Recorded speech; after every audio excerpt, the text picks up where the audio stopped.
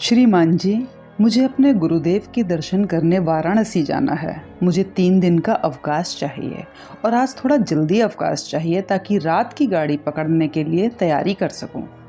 गोरखपुर के एक रेलवे दफ्तर में यह शब्द एक छोटे से कर्मचारी अविनाश बाबू ने ऑफिस इंचार्ज श्री बाबू भगवती चरण घोष, जो कि कलकत्ता के निवासी थे, से कहते हुए छुट्टी का प्रार्थना पत्र प्रस्तुत किया।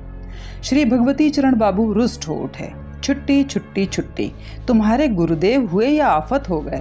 जब देखो उनके ही दर्शनों को जाते रहते हो। कल जाना है तो चले जाना, अभी जाकर काम करो। अविनाश बाबू चुपचाप अपनी कुर्सी के पास आ गए, पर उनका मन काम करने में ना लगा। जैसे तैसे ऑफिस के घंटे पूरे किए। इसी बीच कुछ नरम से हुए भगवती चरण जी आए और बोले, चलो मेरी कार पर, मैं तुम्हें घर छोड़ दूंगा, तो बनारस जाने की तैयारी कर लेना। अविनाश और भगवती चरण दोनों कार में चल पड़े। अविनाश का मकान सड़क से कुछ दूर मोड़ पर पड़ता था। मोड़ तक कार चली गई। इधर अविनाश बाबू भारी हृदय से उतर रहे थे। उधर दूसरी खिड़की के पास कोई व्यक्ति आया और भगवती चरण से बोला, भगवती बाबू, आप अपने मातहतों के प्रति बहुत निर्दय हैं। आपका यह स्वभाव अच्छा नहीं है। बस इतने ही शब्द, इतनी ही देर की पहचान। आकृति तो पूरी की पूरी भगवती चरण के मन में बैठ गई, पर वह आश्चर्यचकित रह गए कि यह 1 सेकंड में उस सुनसान में कौन व्यक्ति था जो एकाएक प्रकट हुआ और इस तरह आदेश देकर अंतर्ध्यान हो गया, मानो उसकी मुझसे वर्षों से पहचान रही हो। उनका शरीर भय से कांप रहा था। ये शब्द अविनाश ने भी सुने, पर उन्होंने किसी को देखा नहीं। इस एक छोटी सी घटना ने भगवती चरण के जीवन में क्रांतिकारी परिवर्तन कर दिया। वे जीवन भर के लिए आध्यात्मिक जिज्ञासु और श्रद्धालु बन गए। उन्होंने उसी समय अविनाश से कहा, तुम तैयारी करो, कल हम भी तुम्हारे साथ अपनी कार में बनारस तुम्हारे गुरुदेव के दर्शन करने चलेंगे। दूसरे दिन दोनों ही व्यक्ति बनारस के महान योगी श्री श्यामाचरण लाहिड़ी के पास गए। भगवती बाबू उन्हें देखते ही आनंद आश्चर्य में डूब गए। ठीक यही आकृति थी जो कल उन्हें आदेश देने गई थी। यही नहीं, उनका आश्चर्य तब सीमा पार कर गया जब श्री लाहिड़ी बाबा ने उनको वहां पहुंचते ही पूछा, आप भगवती चरण है ना? आप अपने मातहतों के प्रति बहुत निर्दय स्वभाव रखते हैं, ये अच्छा नहीं है। ठीक कल वाले शब्द उसी आवाज में दोहराए गए। एक व्यक्ति एक ही समय में 2 स्थानों पर उपस्थित रहे, ये एक महान आश्चर्य था, पर योगी के लिए ये सब व्यक्ति के सूक्ष्म शरीर का खेल है। वे इसे आश्चर्य नहीं मानते, वरन योग की अड़िमा, गरिमा, लघिमा, महिमा, प्राप्त प्राकंप, ईश्वत्व, वशत्व जैसी सिद्धियों सामर्थ्यों का एक नगण्य अंश मानते हैं। बातचीत के समय श्री लाहिड़ी बाबा ने योग और तत्व दर्शन के अनेक गुण दृष्टांत बताए। उन्होंने एक अति आश्चर्यपूर्ण रहस्य बताया कि हिमालय में एक ऐसे साधु हैं जिनकी आयु का कोई भी अनुमान नहीं। कई युगों से भारतवर्ष में प्रकट होने वाली सद्गुरु आत्माओं को आत्मबोध, ज्ञान और प्रकाश वही देते आ रहे हैं। भारतवर्ष में जितने भी सिद्ध महापुरुष हुए हैं, उनकी दीक्षा इन साधु ने ही की है। वे दिगंबर बर्फ की चट्टानों या कहीं ऐसे स्थान में रहते हैं जहां केवल सूर्य झांक सकता है। पृथ्वी का तो वही प्राणी वहां पहुंच सकता है जिसे वह आप ही बुलाना चाहें। वाराणसी में भी श्री अविनाश और भगवती चरण द्वारा परम योगी श्री लाहिड़ी को भेंट के 2 और भी महत्वपूर्ण प्रसंग हैं। एक तो यह कि श्री भगवती चरण जी को कोई संतान नहीं थी। उन्होंने आशीर्वाद दिया था कि आपको संतान तो होगी, पर आध्यात्मिक प्रताप से उत्पन्न होने के कारण अंतर्दर्शी होगी। उसे धर्म और समाज की सेवा और आत्मोत्थान की उच्च स्तरीय साधना के लिए आपको छोड़ना पड़ेगा। भगवती चरण ने यह शर्त स्वीकार कर ली। दूसरा प्रसंग श्री अविनाश जी का है। उन्होंने निवेदन किया, गुरुदेव, अब तो सांसारिकता से जी भर गया। नौकरी चाकरी करते भजन पूजन हो नहीं पाता, इसलिए अब आप आज्ञा दे तो सर्विस छोड़ दूं और अपना मन योगाभ्यास में लगाऊं। श्री लाहिड़ी जी ने कहा, बेटा, साधना और अभ्यास के लिए गृहस्थ और सामाजिक जीवन का परित्याग आवश्यक नहीं। अपनी समर्थता बढ़ाकर सामाजिक उद्देश्य भी पूरे किए जा सकते हैं, और आध्यात्मिक अनुभूतियों पर भी यदि तुम्हें कुछ दबाव अनुभव होता है तो पेंशन के लिए प्रार्थना पत्र भेज दो। पेंशन मिलने लगेगी तो गुजारे की दिक्कत नहीं होगी। लेकिन गुरुदेव, श्री अविनाश ने चिंतित स्वर में पूछा, अभी तो मेरी सर्विस अधिक से अधिक 4 वर्ष की ही होगी, मुझे पेंशन कौन दे देगा? इस पर श्री लाहिड़ी जी बोले, बेटा, योगी और ईश्वरनिष्ठ व्यक्ति यद्यपि ऐसा कभी कभार किसी उद्देश्य के लिए ही करते हैं, तथापि वे कहीं भी कानून का उल्लंघन करके भी किसी भी बड़े पदाधिकारी तक को गलत बात सही मनवा सकते हैं। तुम उसकी चिंता ना करो, अपने प्रार्थना पत्र भर दो, लिखना कि रीढ़ की हड्डी में दर्द है, आगे हम सब ठीक कर लेंगे। इसके बाद भगवती चरण ने वहां दीक्षा भी ली और दोनों शिष्य गोरखपुर लौट आए।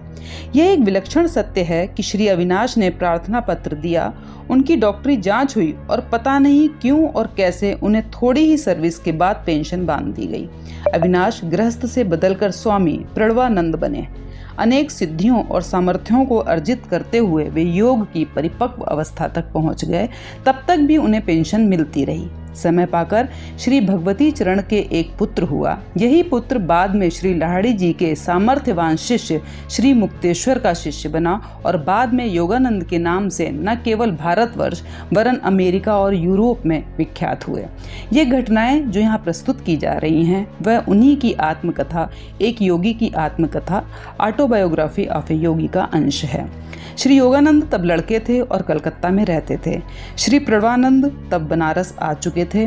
एक बार श्री भगवती बाबू को श्री केदारनाथ नामक बनारस के एक व्यक्ति से कुछ काम पड़ा। परिस्थितिवश वे उसका पता नहीं जानते थे, इसलिए उन्होंने अपने पुत्र योगानंद को 2 पत्र देकर बनारस भेजा। एक पत्र श्री स्वामी प्रणवानंद, यही पहले भगवती आश्री कर्मचारी थे, के नाम था। दूसरे में कोई पता न था, केवल केदारनाथ के लिए लिखा था। लड़के को बताया गया कि स्वामी जी केदारनाथ को जानते हैं, वह यह पत्र उन तक पहुंचाने में मदद करेंगे।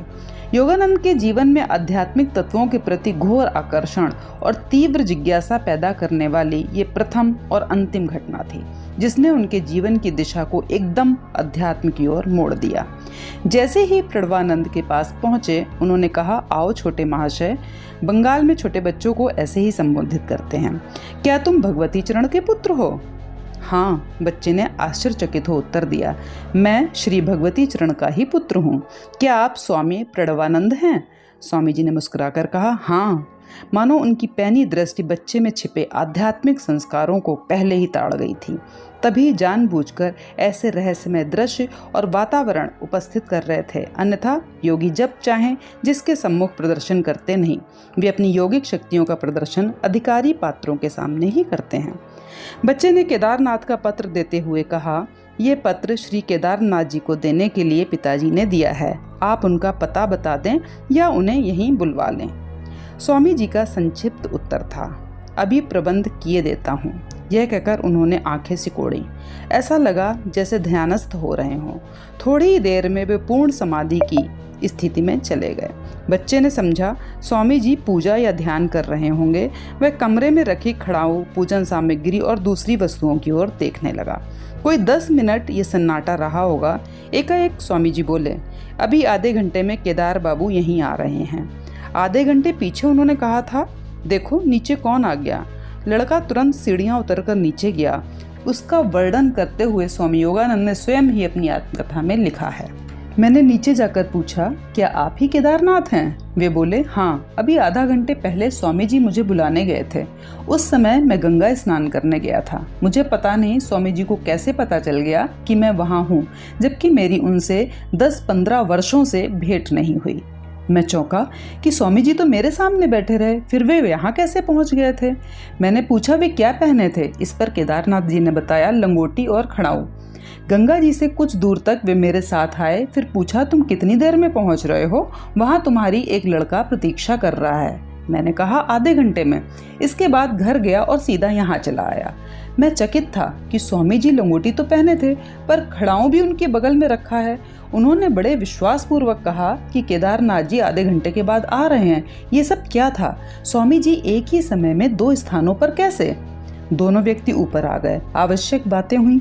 इसके बाद लड़के ने अपनी जिज्ञासा और आश्चर्य स्वामी जी को प्रकट किया।